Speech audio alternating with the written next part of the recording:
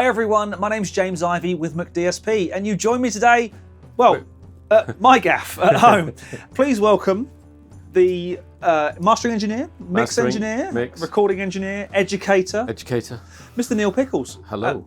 Welcome to my place. Indeed. We're here today, or Neil's here with me, to talk about all things APB, the Analog Processing Box. Indeed. You're a big fan of all things analog, aren't you? You're primarily an out-of-the-box type person. No, I realise how good plugins are these days, and I do a lot of my mixing ITB with plugins, but I still use a hybrid mixing technique, and I like to flavour up particular channels with real analog equipment. In terms of my mastering, I'm very out of the box. I use the classic mastering chain of a Sontec, Manley Massive Passive, GML EQ, Avalon EQ, and various compressors like the Allen Smart C2, the Fermionic Phoenix mastering. What I like to do is if I have a mix, for example, where there's things that haven't been recorded through super high quality gear, which, let's be honest, these days can quite often happen. People are using wonderful interfaces that don't cost a huge amount of money, but they don't have a lot of flavour or colour to them. And I do like to pass that stuff through analog kit as opposed to the plugins. There's something magical about analog compression still, to me, that the plugins are marvellous, but they don't quite seem to have the same vibe. So you've had one of the lovely McDSP APBs for the last couple of 3 weeks, yep, which is a hybrid of analog and plug-in and in-the-box workflow. How have you managed to get that to integrate with your kind of very analog, vibey kind of? Remarkably easily. It's a lot easier than my own equipment. So I've got some vintage Neves, old broadcast channels. I've got things like Millennia channel strips, Avalons, real Uris, some serious toys. Serious good stuff, yeah. And to be honest, it's expensive. You have to have it on a patch bay. There's a hell of a lot of cabling involved. Whenever I want to use them in the mix context, as opposed to the tracking context, which I still do, I have to calibrate them all. So I have to set test tones through to them all of the units, make sure they're at unity before I start. It's quite a faff, even though it's all normaled across my converters and it's pre-connected and pre-wired and everything. It's still an awful lot of effort to get it going. This was remarkably easy. I just installed the software, one Thunderbolt cable. You'd need to get an interface with a BNC. For word clock. Yeah, word clock. So did that, and that was it. It's just basically plug it in and go, isn't it? Yeah, it was 16 channels of hybrid actually in this case, but analog equipment. If you think about it, it's interesting. I posted that I was using this on my Facebook, and I got obviously lots of sound engineering friends, and they were all posting comments, for example, about the price, which is kind of odd because if you tally up 16, say 500 series pieces of equipment, you then add the high quality A to D, D to A unit you're going to need to actually normal them to. And then the cabling, you're looking at 16 channels of very high quality XLR to D25 looms. You're probably not much change out of 20 grand. You're not. And on top of that, you don't have the recallability and controlling it all from your screen, which is something to be said for that. I'm quite lazy, and there was an appeal. There was an appeal to that, So, anything particularly, any of the processors? It feels wrong to call them plugins because, of course, it's just a front end for an analog process in most cases. Yeah. Anything particularly stand out? Or? Yes, the compression, because as I've mentioned, I've found compression, although it's getting better all the time in the plugin world. It's not that you can't use it. Of course, I use plugin compressors, but my mastering, for example, I always use an analog compressor. I just think they breathe better, and I've found the compressors get me that sound. And interestingly, I read up on it. The compressors are the entirely analog parts, so any compression is actually done by VCAs within the box. So it is analog. Real analog compression. Other things, there's color circuits in there as well, which are interesting. So if I use something like an EQ, that is actually a mixture. It's the EQ part is possibly a plugin, and but it's going through these color saturation circuits within the box itself. It does make a difference. It makes it sound more real, for want of a better word. You know, the compression's being handled by the VCAs, the color circuits are being handled by the circuits within the box itself. But for example, the Royal Mew has a little sweetener EQ on it.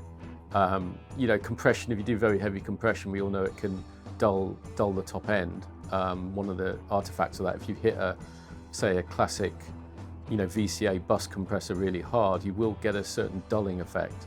And so, you know, you'd often use something like a GML EQ to brighten up the top end afterwards, or the desk EQ. And basically the Royal Mew has that built in. So you can hit it quite hard if you want, if that's what you want. And it's got a little air circuit. And that part would actually be the DSP, but the coloration and the compression is actually the analog stuff. So it's a beautiful combination to get the best out of both the technology. So let's take a look at the Pro Tools session we've got open and show us some of the things that have really stood out to you that are really working for you in the world of APB. This here is the Royal Mew compressor. So this is kind of fascinating. You've got all the common features. You can MS it if you wish. You could have it as dual monos. You can link the two and have them in stereo mode, which is what I've got here. It's got a soft limiter built on it, which I'm not using at the moment. But it's got a bias control. So it's obviously, you know, that's kind of one of the analog circuits emulating kind of the saturation of, you know, driving valve or circuit bias. And it's also got a saturator. And this is just a tremendous compressor. So I was doing this mix, and what I've been doing here is I had one of my favorite kind of plugins on there, and then I basically substituted that for the Royal Mew. And it, first of all, again, plugins amazing, totally happy with that, but this just adds more life. So what I've got here is I've got the, it's parallel, but I've kind of hitting the Mew quite hard, but I'm blending it with a completely clean version as well. So that's kind of interesting. So here's my drums coming up, and you can see the compressor there. And I really like the sound of the recording, so I wanted to keep it kind of very clean, keep the transients totally intact, which is why I've got this, this here is a clean parallel. I'm just going to mute that a second. And this is the Royal Mew. Now this is quite hitting it quite hard, and you can hear it doesn't sound it doesn't sound bad at all, you know, and it's really subtle. If I turn off the saturation circuit, you can see it just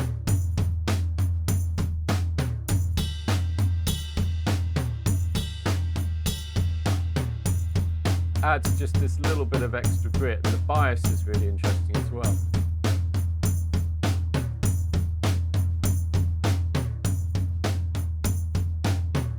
That's just fattening everything up and richening it. And so funny enough, when I go 100%,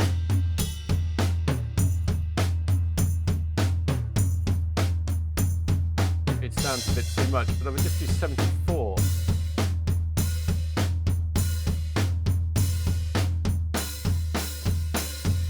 What you can really hear is you can hear that the whole low end just tightens up and it just gets more powerful. The other thing is that breathing I'm talking about.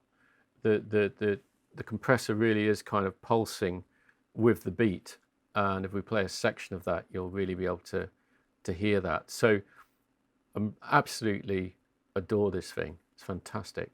And you just feel the weight that's been added, and I'm just going to bypass.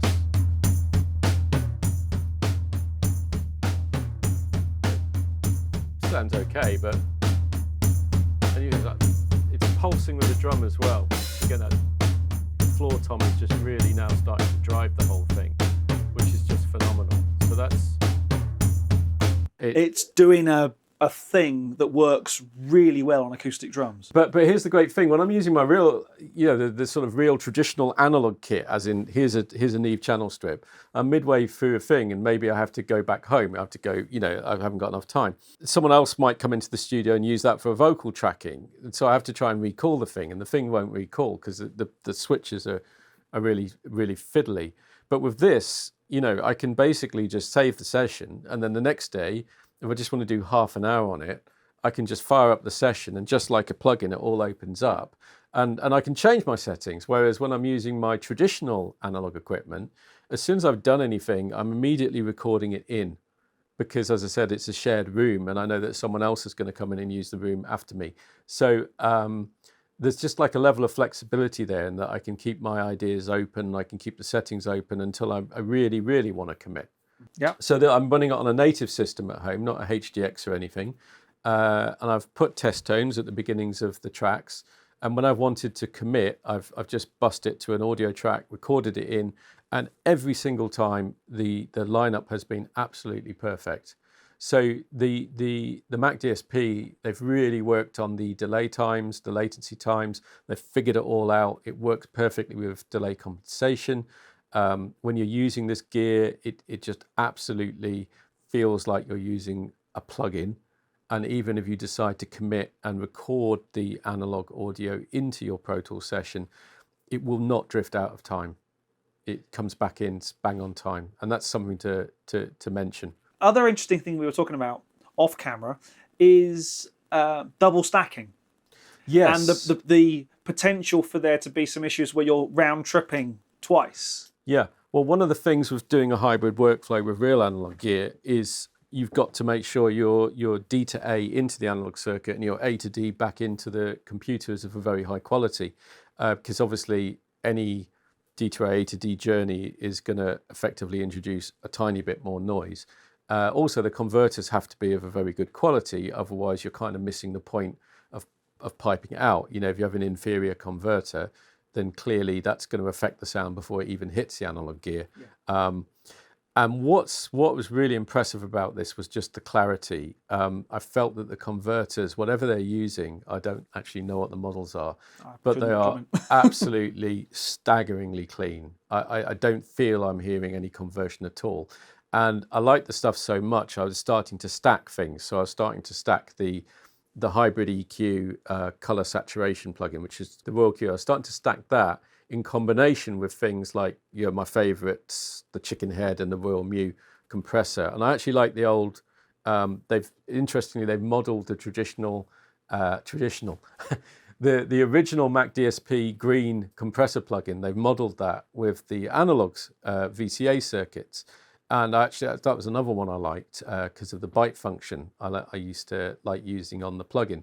They've done it in the analog domain. Yeah, recreated. They've recreated it, but in an analog style. So I kind of rediscovered that, and I really enjoyed that. But what was interesting is I thought, because I've noticed that it doubles the delay time, it must mean that it's going into the box, through one set of processing, out of the box, through your computer, and back in again. I.e. there's multiple D to A to D stacking going on.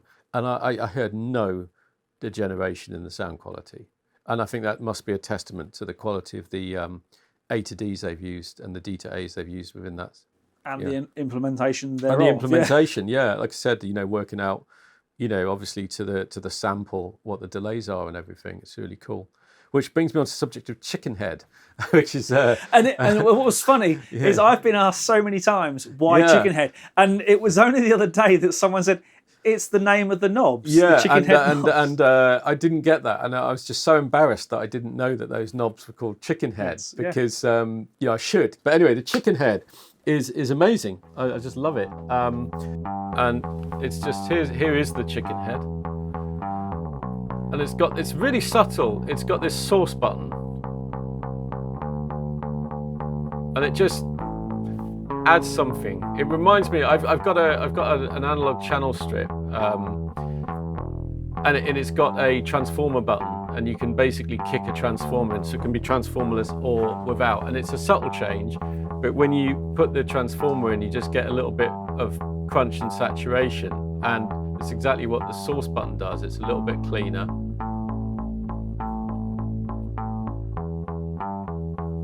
and it's just a little bit fatter. And these are the famous chicken head knobs, which I didn't realise. But I'm going to take this out, and when I put it in, it just seems to adds a little bit more low frequency harmonics, fattens the sound out, sounds a little bit thin, and that just sounds nicer. And then if we combine that with the Royal Mew compressed drums,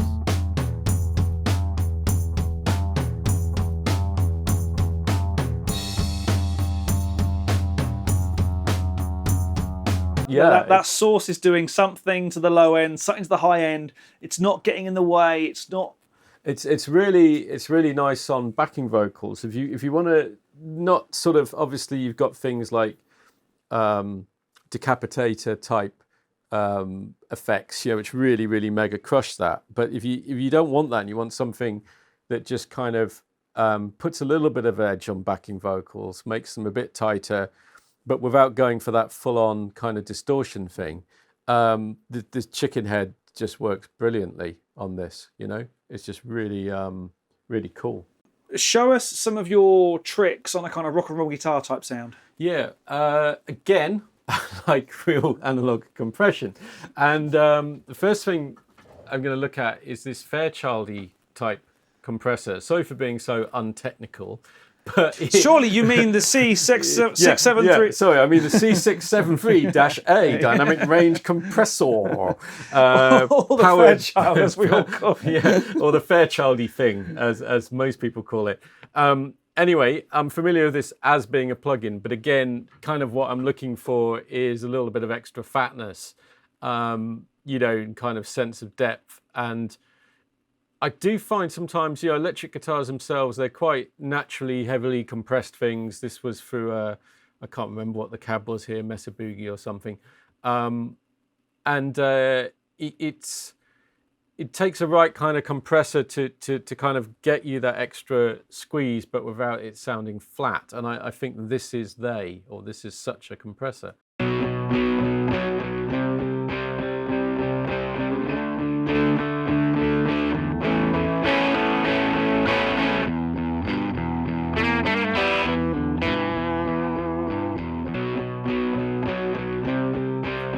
Put the compressor on, you can just feel it pushing and pulling around the sound, and it just makes it a little bit more exciting. Some would call it the glue of pushing it all together. It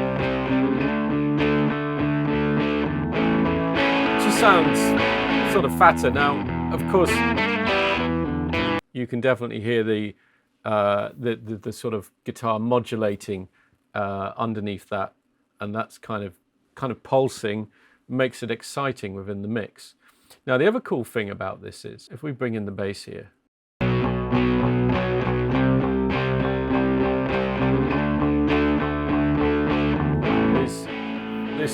is this EQ. So if we consider the compression is now kind of pumping away there nicely, and we've fattened up the guitars, and these are stereo double track guitars. Something we may have done when fattening up the guitars is eat a little bit into the space of the bass guitar. So of course you've got that conflict there of, I've got fatter guitars, but my bass has perhaps suffered as a result of that. And what's interesting is this Royal QEQ is available in MS mode.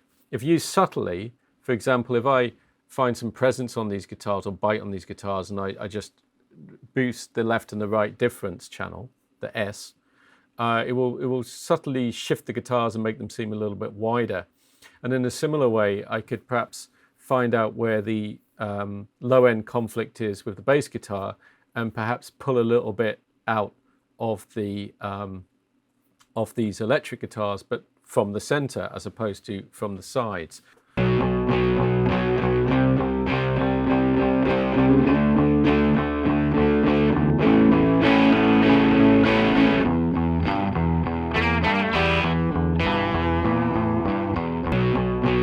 See the bass.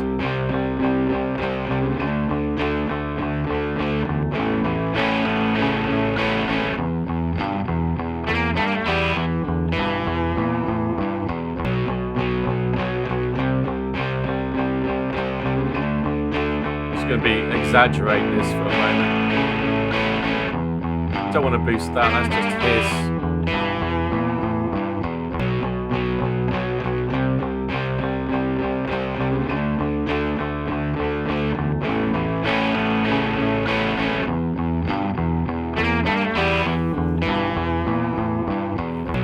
It just gives it a little bit of jive, if you'll excuse the pun. So, you know, let's just bypass those two units. And let's just put them in.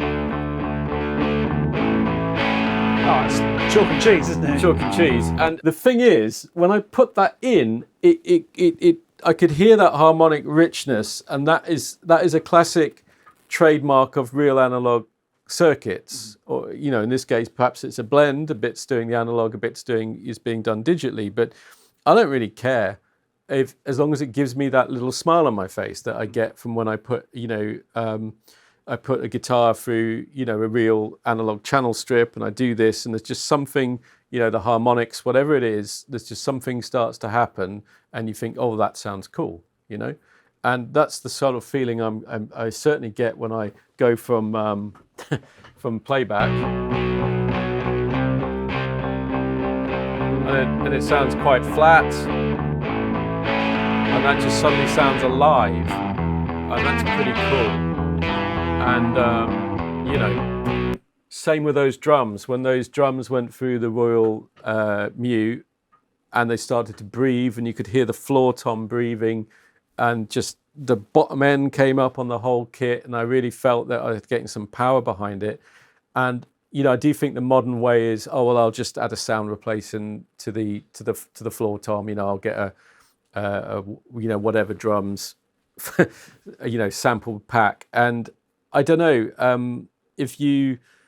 why not just try and work with the kit and try and make the kit itself fatter and more powerful, and then you've got a truly unique sound that no one else has got, whereas everyone else has been using the same sample packs, which are great, but, you know, you get this homogenized sound, whereas this is something unique. And I think it's the same, you know, when you push the analog circuits, you do start to get more color, and you get difference in changing. It's like when I was pushing the bias idea on the Mew, reached a certain point where it started to kind of, the benefit bottomed out, and it would start to sound just cloudy, but, you know, backed off a bit, and suddenly I had that sweet spot where it was adding good kind of harmonic distortion and extra low end grit, but with no negatives, you know, it just made the drum sound fatter, you know. Yeah. And that's what I think is really good about this. It's just this, it looks like a plugin, feels like analog. Yeah, there's the tagline for us. Thank you very much. What I think's interesting as well, you're coming to it with as much of a mastering engineer hat on as a mixing engineer, whereas I see some engineers now who are slamming the living out of compressors, and everything's hitting minus 12 dB or 12 dB of compression, and yet it still has that effect. It still has that analog zhuzh. Whereas you do that to some plugins, you slam them really hard, and they just don't sound nice. No, I'd agree with that. You know, it's difficult because I've just been doing a mix for a psych rock band. It's not released yet, it's not out, so I can't use this material. But it was really grungy, and I was pushing things harder than I am in this particular thing, which I want to sound quite clean. What was interesting is I did the whole mix basically in this style. I was basically putting pretty much everything through the APB box. I still use plugins, of course, because, you know, you put things through. You know, I kind of, when I record for a desk, I actually use the compressors and the EQ. So I commit, you know, I've got in my head, I want the kick to sound like this. So, you know, if I'm recording through a Neve or an SSL or whatever, I'm going to use it. You know, I'm not going to just use the preamp and do it later. I don't see the point of that. So in a similar way, I was working with the APB. I was doing like 16 channels at a time. And then I was going, oh, that's cool. And then I was recording it all in, as I've already mentioned, with zero timing problems. And then I was just using plugins to do final refinements and sweetness.